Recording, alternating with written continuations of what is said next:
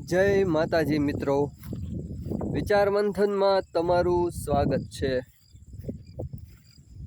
આજનો વિચાર મંથનનો વિષય છે જાગ્યા ત્યારથી સવાર। મિત્રો, આપણે જીવનમાં ઘણા બધા કાર્યો કરતા હોઈએ છીએ।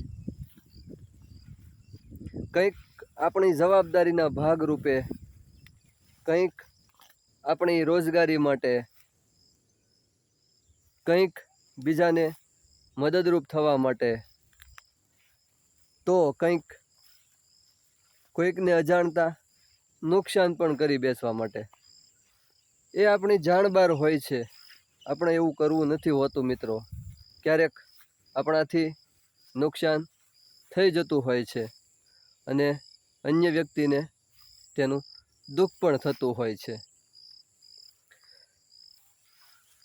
મિત્રો, આપણે કોઈ પણ કાર્ય કરીએ, ભૂલો દરેકથી થવાની।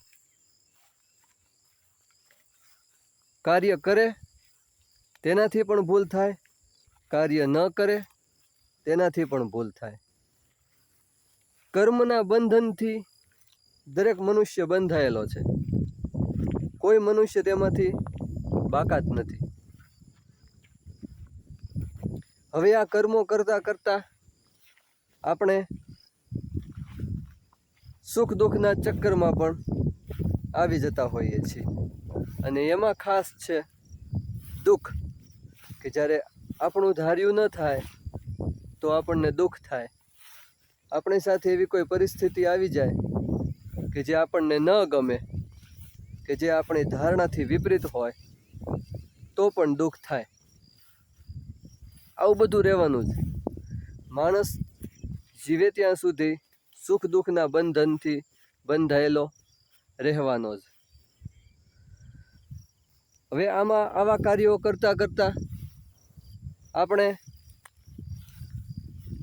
આપણા માટે ઘણા બધા એવા કાર્યો કરી નાખતા હોઈએ છીએ કે જેનાથી જાણતા કે અજાણતા આપણે આપણી જાતને કે અન્યને નુકસાન કરી બેસતા હોઈએ છીએ। અને જ્યારે આપણને આપણી ભૂલનું ભાન થાય ત્યારે આપણે અફસોસ કરતા હોઈએ છીએ।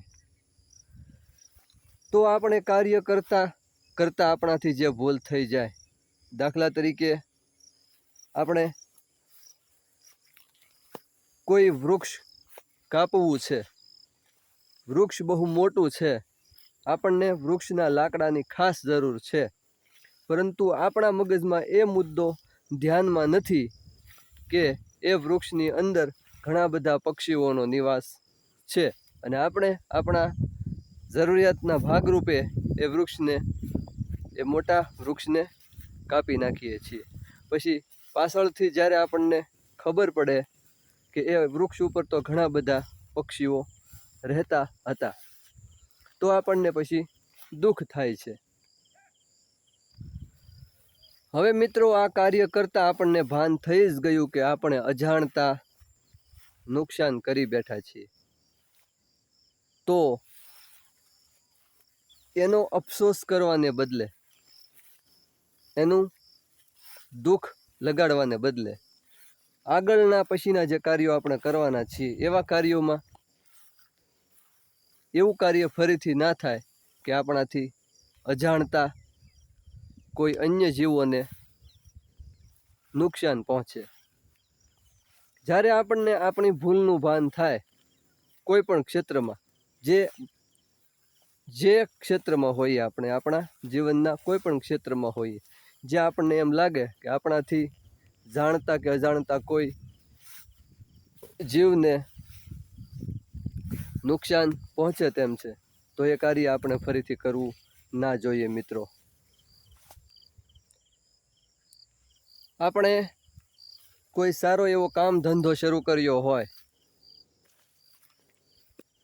ખાસ એવી મોટી રકમનું રોકાણ કરીને, અને ઘણી મહેનત છતાં એ કામ ધંધો વ્યવસ્થિત ચાલે નહીં, તેમાંથી આપણને કોઈ આવક મળે નહીં, તો આપણે એ ધંધો બંધ કરી દેતા હોઈએ છીએ। તો એમાંથી આપણે એ બોધપાઠ લેવો જોઈએ કે આપણો એ કામ ધંધો કેમ ચાલ્યો નહીં. ફરીથી આપણે પ્રયત્ન કરવો જોઈએ કે એવી ભૂલો ન થાય. આપણો કોઈ એમાં એ રીતની ભૂલ થઈ ગઈ હોય, કોઈ દોષ હોય આપણો, કે આપણે જે એ બાબત તરફ ધ્યાન આપવાનું હોય તે બાબત તરફ આપણે ધ્યાન ન આપી શક્યા હોઈએ. પરિણામે આપણને આપણા કામ ધંધામાં ખોટ આવી હોય કે આપણે એમાં બરાબર ન શીખી શક્યા હોઈએ, પાવરધા ન થઈ શક્યા હોઈએ, તો પણ આપણો કામ ધંધો બરાબર ચાલે નહીં. તો આગળ પછી એમાંથી આપણે એ શીખવું જોઈએ કે એવી ભૂલ ફરીથી ના થાય અને ફરીથી આપણે નવો કામ ધંધો શરૂ કરવો જોઈએ. મિત્રો, આપણા જીવનમાં ચડતી અને પડતી આવવાની જ. તમે ગમે તે ક્ષેત્રમાં જાઓ, ચડતી અને પડતી આવવાની જ. જ્યાં જ્યાં આપણે પાછા પડીએ, આપણે હારી જઈએ, ત્યાં નાસીપાસ થવાની જરૂર નથી. આપણે ફરી પ્રયત્નો કરવાની જરૂર છે.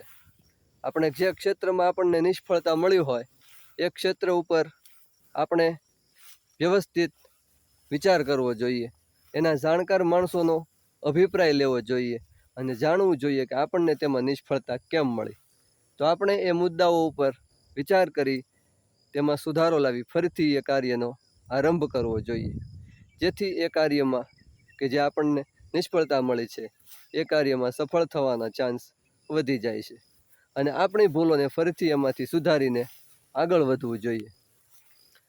હારીને થાકીને એ કાર્યક્ષેત્રથી દૂર ભાગીને દૂર થઈ જવાથી આપણને કાંઈ જ મળવાનું નથી, સિવાય કે નિષ્ફળતા અને દુનિયાના લોકો આપણી હાંસી જ ઉડાવશે આવું બધું જોઈને. મિત્રો, મહેનત કરવી પડશે, સમજી વિચારીને આપણી ભૂલો શોધીને એના પર મહેનત કરવી જોઈએ, જેથી આપણને એમાં સફળતા મળે. હવે આ મુદ્દામાં એક મુદ્દો આપણે એ સમાવી લઈએ કે અમુક એવો વિભાગ હોય, કોઈ એવું ક્ષેત્ર હોય, એ બાબત હોય કે આપણે જેમાં વર્ષોના વર્ષો સમય આપીએ, મહેનત કરીએ, તેમ છતાં સફળતા ન મળે. તો એમાં મિત્રો આપણે આપણી બાબતોનો ફેરફાર કરી નાખવો જોઈએ. દાખલા તરીકે આપણને શિક્ષણની કોઈ લાઈન હોય અને રોજગારી માટે આપણે પ્રયત્ન કરતા હોઈએ, તો જો આપણને સફળતા ન મળે તો આપણે રોજગારી માટે અન્ય વિકલ્પ શોધવો જોઈએ. એક ક્ષેત્રમાં પુષ્કળ મહેનત કર્યા પછી પણ જો સફળતા ન મળે તો કોઈ અન્ય માર્ગ લેવો જોઈએ. પરંતુ હારી થાકીને બધાથી નિવૃત્તિ લઈ લેવી અને કંઈ મહેનત જ ના કરવી, કોઈ પ્રયત્નો જ ના કરવા, એનો કોઈ અર્થ નથી. પ્રયત્નો તો આપણે કરવા જ પડશે. માણસ જીવે ત્યાં સુધી એણે મહેનત તો કરવી જ પડે છે. મિત્રો, આપણે જેને સફળ પુરુષો માનીએ છીએ, જેમને મહાપુરુષો માનીએ છીએ, તે કોઈ એકાએક સફળતાની ચીડી ચડી નહોતા ગયા. એમને તાત્કાલિક સફળતા નહોતી મળી ગઈ. તેમણે પણ નિષ્ફળતાનો માર સહન કર્યો જ હતો. તેઓ પણ પાછા પડ્યા હતા, તેઓ પણ નિષ્ફળ ગયા હતા. તેમને પણ આકરી મહેનત કરવી પડી હતી, પુષ્કળ પ્રયત્નો કર્યા હતા. જેઓએ પોતપોતાના ક્ષેત્રમાં નામ રોશન કર્યું છે, એવા એવા મહાપુરુષોએ, એવી વ્યક્તિઓએ પોતાના ક્ષેત્રમાં અપાર મહેનત અને પુષ્કળ પ્રયત્નોને અંતે મિત્રો સફળતા મેળવી છે. ટૂંકમાં આપણે જે ક્ષેત્રમાં હોઈએ ત્યાં આપણને નિષ્ફળતા મળે તો આપણે તેમાંથી આપણી ભૂલો અને શોધી એનું નિરાકરણ લાવવાનો પ્રયત્ન કરવો જોઈએ અને આપણે આપણા પ્રયત્નો શરૂ રાખવા જોઈએ, જેથી આપણને સફળતા મળે છે. તો જાગ્યા ત્યારથી સવાર મિત્રો, આ વિચાર મંથનનો ભાગ તમને કેવો લાગ્યો? કોમેન્ટ મારફતે આપનો અભિપ્રાય આપજો. ચેનલ શેર કરજો, સબસ્ક્રાઈબ કરજો. જય માતાજી.